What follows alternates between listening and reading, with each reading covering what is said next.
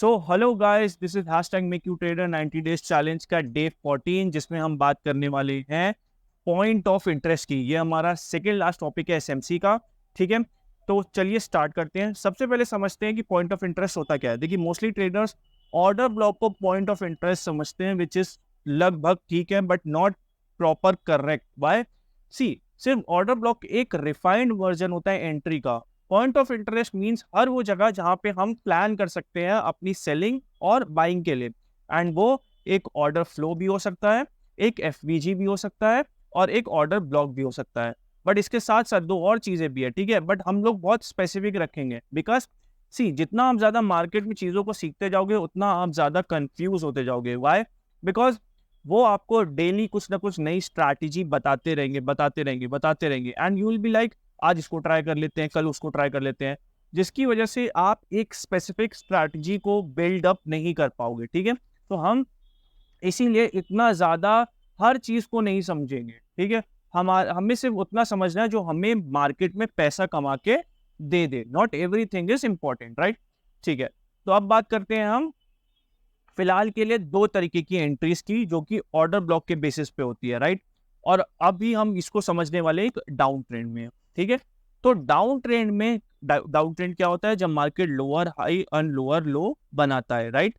ठीक है, और वो हम कब कंफर्म करते हैं? जब मार्केट जो है, जैसे मार्केट ने यहाँ पे आईडीएम लिया, आईडीएम लेने के बाद हमारा लोअर लो कंफर्म हुआ। लोअर हाई कब कंफर्म हुआ? जब मार्केट ने इसी लो को ब्रेक कर दिया, राइट?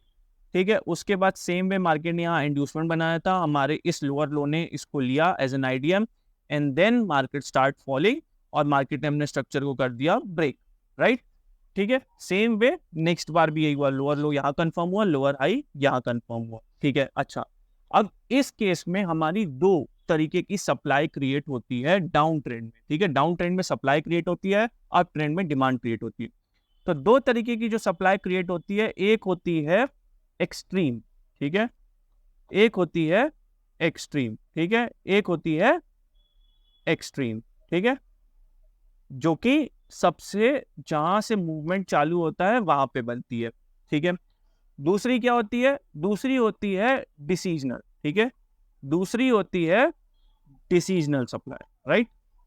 जो कि आपकी ऑर्डर ब्लॉक के ऊपर सॉरी आपके आईडीएम के ऊपर जो ऑर्डर ब्लॉक होता है वहां पे क्रिएट होती है। ठीक है, दो तरीके की हमारी सप्लाई होती है नाउ, और यही दो हमारे पॉइंट ऑफ इंटरेस्ट हमें नजर में रखने चाहिए। ठीक है, फॉर बाइंग एंड सेलिंग। ठीक है, तो सबसे पहला आता है एक डिसीजनल। अब डिसीजनल का मतलब ही क्या होता है? डिसीजनल का मतलब ही ये होता है जहां पे मार्केट के रिवर्स होने के चांसेस कितने हो? 50-50% हो। ठीक है, मार्केट के रिवर्स होने के चांसेस डिसीजनल में होते हैं 50%। ठीक है, दैट मीन्स मार्केट यहाँ से रिवर्स कर भी सकता है और मार्केट यहाँ से रिवर्स नहीं कर सकता। ठीक है, एंड यहाँ पर कितने परसेंट चांसेस होते हैं आप बताइए? ठीक है, अगर आप कह रहे हैं 100% तो यू आर एब्सोल्युटली रॉन्ग। ठीक है, मार्केट में कोई भी चीज स्पेसिफिक नहीं होती, मार्केट टैप करके आ भी सकता है और नहीं भी आ सकता, राइट? ठीक है, तो जरूरी कंफर्म नहीं है कि मार्केट में जो हम प्लान करें वही हो। ठीक है, बट प्रोबेबिलिटी मैं लिखूंगा 70-80%, राइट? 70-80% मार्केट की प्रोबेबिलिटी यही होती है कि मार्केट यहां से रिवर्स करता है। ठीक है, जो कि हमारी होती है एक्सट्रीम सप्लाई, राइट?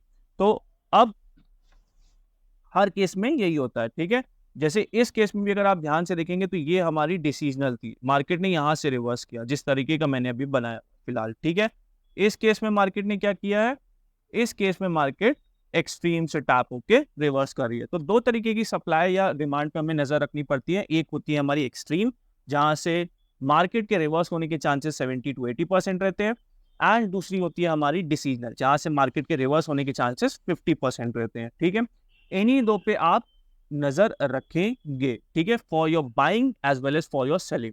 अब इसका एक छोटा सा एग्जाम्पल जो है वो मैं आपको नीचे मैंने ऑलरेडी बनाया हुआ है, तो मैं आपको दिखा दे रहा हूँ। ये है हमारा केएनसी, एक क्रिप्टो करेंसी है। ठीक है, उसका कॉन्ट्रैक्ट है, राइट?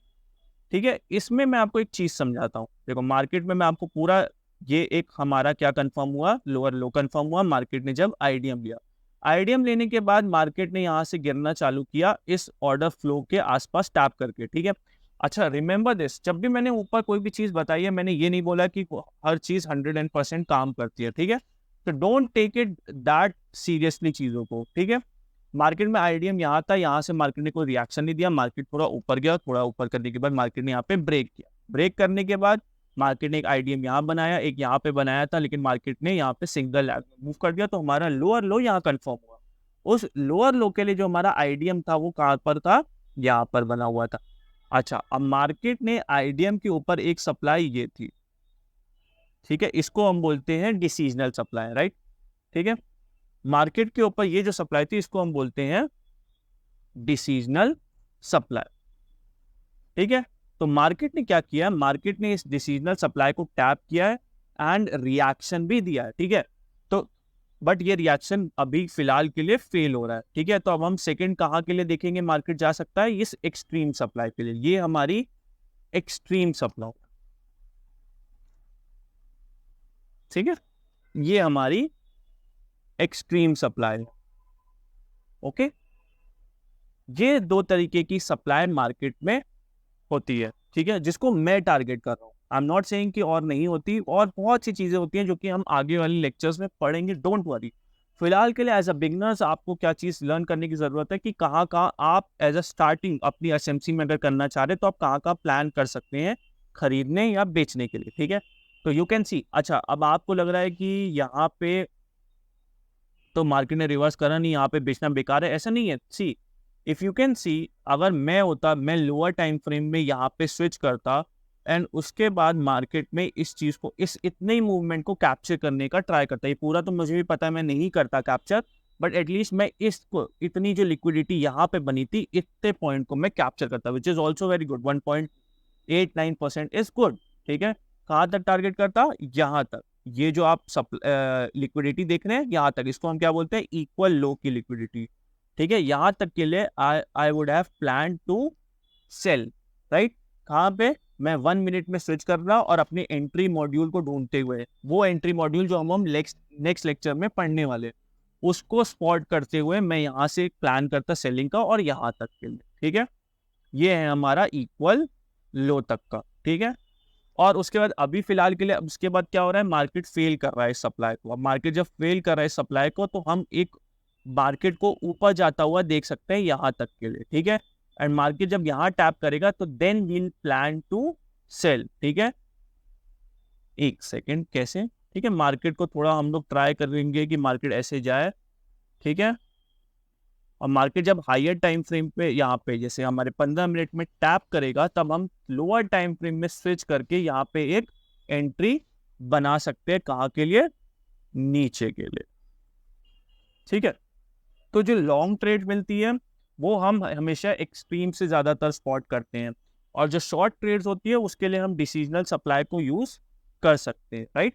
तो ये हमारा एक कॉन्सेप्ट था पीओआई का, जिसको हम बोलते हैं पॉइंट ऑफ इंटरेस्ट। मैं ये नहीं कह रहा कि पॉइंट ऑफ इंटरेस्ट में सिर्फ ये चीज़ें हैं, बहुत सी चीज़ें होती हैं, बट अभी as a trader, as a beginner trader, आपके लिए थोड़ी चीज़ें समझना ज़रूरी है। क्योंकि मुझे याद है एज अ स्टार्टिंग, अगर आप हर चीज़ पढ़ते जाओगे, समझते जाओगे, करते जाओगे, then you will get confuse कि अच्छा ये भी ट्राई कर लेते, ये भी हो सकता है, ये भी हो सकता है, ठीक है। तो वो अभी आपको नहीं करना है। अभी सी, जो मैंने लेक्चर्स बनाए हुए हैं बिगनर्स के लिए, 13-14 हमारे चैलेंज में हो गए हैं, आप उन वीडियोस को देखो और उससे पहले प्रैक्टिस करो, क्या क्या चीज़ें चल रही हैं, क्या क्या नहीं चल रहा है आपके लिए, ठीक है। फिर डोंट वरी, फिर एक क्रैश कोर्स की तरह सीरीज आएगी, जिसमें आपको थोड़ा बिगनर से थोड़ा सा इंटरमीडिएट पे लाया जाएगा, ठीक है। फिर हम उसमें फिर से यही चीजें सीखेंगे, बट थोड़े और डिटेल में, ठीक है। फिर थर्ड चीजें क्या होगी, फिर हम एडवांस पे बढ़ेंगे, राइट। तो अभी फिलहाल के लिए एज अ बिगनर आपको सिर्फ इतना समझने की जरूरत है, ठीक है। Thank you for your time.